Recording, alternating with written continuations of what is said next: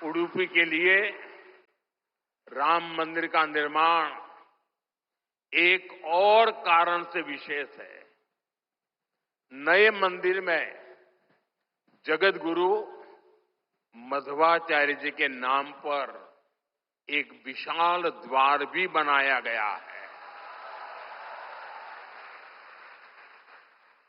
भगवान राम के अनन्य भक्त जगत गुरु मध्वाचार्य जी ने लिखा था, रामाय शाश्वत सुविस्तृत षड्गुणाय सर्वेश्वराय बलवीर्य महारणावाय, अर्थात भगवान श्री राम 6 दिव्य गुणों से विभूषित सर्वेश्वर और अपार शक्ति साहस के सागर है। और इसलिए राम मंदिर परिसर का एक द्वार उनके नाम पर होना उडुपी, कर्नाटका और पूरे देश के लोगों के लिए बहुत गौरव की बात है। साथियों, जगतगुरु श्री मध्वाचार्य जी भारत के द्वैत दर्शन के प्रणेता और वेदांत के प्रकाश स्तंभ है। उनके द्वारा बनाई गई उडुपी के अष्टमठों की व्यवस्था संस्थाओं और नव परंपराओं के निर्माण का मूर्त उदाहरण है। यहां भगवान श्री कृष्ण की भक्ति है, वेदांत का ज्ञान है और हजारों लोगों की अन्न सेवा का संकल्प है। एक तरह से ये स्थान ज्ञान, भक्ति और सेवा का संगम तीर्थ है। साथियों, जिस काल में जगतगुरु मध्वाचार्य जी का जन्म हुआ, उस काल में भारत बहुत सी आंतरिक और बाहर की चुनौतियों से जूझ रहा था। उस काल में उन्होंने भक्ति का वो मार्ग दिखाया जिससे समाज का हर वर्ग, हर मान्यता जुड़ सकते थे। और इसी मार्गदर्शन के कारण आज कई शताब्दियों के बाद भी उनके द्वारा स्थापित मठ प्रतिदिन लाखों लोगों की सेवा का कार्य कर रहे हैं। उनकी प्रेरणा के कारण द्वैत परंपरा में ऐसी कई विभूतियां जन्मी हैं जिन्होंने सदा धर्म, सेवा और समाज निर्माण का काम आगे बढ़ाया। और जन सेवा की ये शाश्वत परंपरा ही उडुपी की सबसे बड़ी धरोहर है। साथियों, जगतगुरु मध्वाचार्य की परंपरा ने ही हरिदास परंपरा को ऊर्जा दी।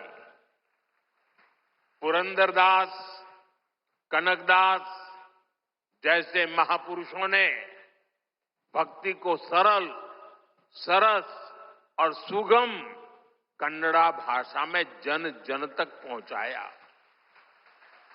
उनकी ये रचनाएं हर मन तक, गरीब से गरीब वर्ग तक पहुंची और उन्हें धर्म से, सनातन विचारों से जोड़ा। ये रचनाएं आज की पीढ़ी में भी वैसी की वैसी ही है। आज भी हमारे नौजवान सोशल मीडिया की रील्स में श्री पुरंदरदास द्वारा रचित चंद्रचूड़ शिव शंकर पार्वती सुनकर एक अलग भाव में पहुंच जाते हैं। आज भी जब उडुपी में मेरे जैसा कोई भक्त एक छोटी सी खिड़की से भगवान श्री कृष्ण का दर्शन करता है तो उसे कनकदास जी की भक्ति से जुड़ने का अवसर मिलता है। और मैं तो बहुत सौभाग्यशाली हूं, मुझे इसके पहले भी ये सौभाग्य प्राप्त होता रहा है। कनकदास जी को नमन करने का सौभाग्य मिला है। साथियों, भगवान श्री कृष्ण के उपदेश, उनकी शिक्षा हर युग में व्यवहारिक है। गीता के शब्द सिर्फ व्यक्ति ही नहीं, राष्ट्र की नीति को भी दिशा देते हैं। भगवत गीता में श्री कृष्ण ने सर्वभूत हिते रताः ये बात कही है। गीता में ही कहा गया है, लोक संग्रहम एवापि संपश्यन कर्तुम अहर्षि। इन दोनों ही श्लोकों का अर्थ यही है कि हम लोक कल्याण के लिए काम करें। अपने पूरे जीवन में जगत गुरु मध्वाचार्य जी ने इन्हीं भावों को लेकर भारत की एकता को सशक्त किया। साथियों, आज सबका साथ, सबका विकास, सर्वजन हिताय, सर्वजन सुखाय, ये हमारी नीतियों के पीछे भी भगवान श्री कृष्ण के इन्हीं श्लोकों की प्रेरणा है। भगवान श्री कृष्ण हमें गरीबों की सहायता का मंत्र देते हैं और इसी मंत्र की प्रेरणा आयुष्मान भारत और पीएम आवास जैसी स्कीम का आधार बन जाती है।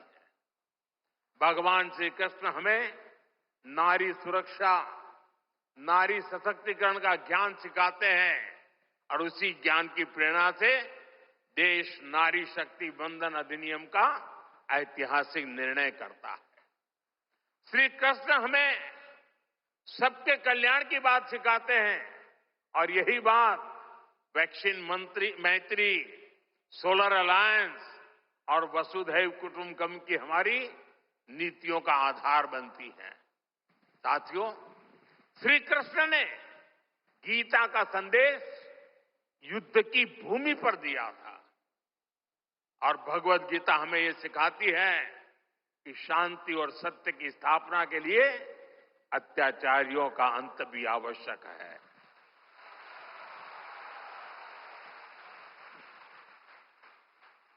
राष्ट्र की सुरक्षा नीति का मूल भाव यही है। हम वसुधैव कुटुंबकम विमान कहते हैं और हम धर्मो रक्षति रक्षितः का मंत्र भी दोहराते हैं। हम लाल किले से श्री कृष्ण की करुणा का संदेश भी देते हैं और उसी प्राचीर से मिशन सुदर्शन चक्र की उद्घोषणा भी करते हैं। मिशन सुदर्शन चक्र यानी देश के प्रमुख स्थानों की, देश के औद्योगिक और सार्वजनिक क्षेत्रों की सुरक्षा की ऐसी दीवार बनाना जिसे दुश्मन भेद न पाए और अगर दुश्मन दुस्साहस दिखाए तो फिर हमारा सुदर्शन चक्र उसे तबाह कर दे। साथियों, ऑपरेशन सिंदूर की कार्रवाई में भी देश ने हमारा ये संकल्प देखा है।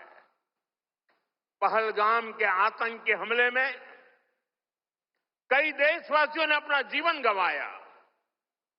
इन पीड़ितों में मेरे कर्नाटका के भाई बहन भी थे। लेकिन पहले जब ऐसे आतंकी हमले होते थे तो सरकारें हाथ पर हाथ रखकर बैठ जाती थी। लेकिन ये नया भारत है, ये न किसी के आगे झुकता है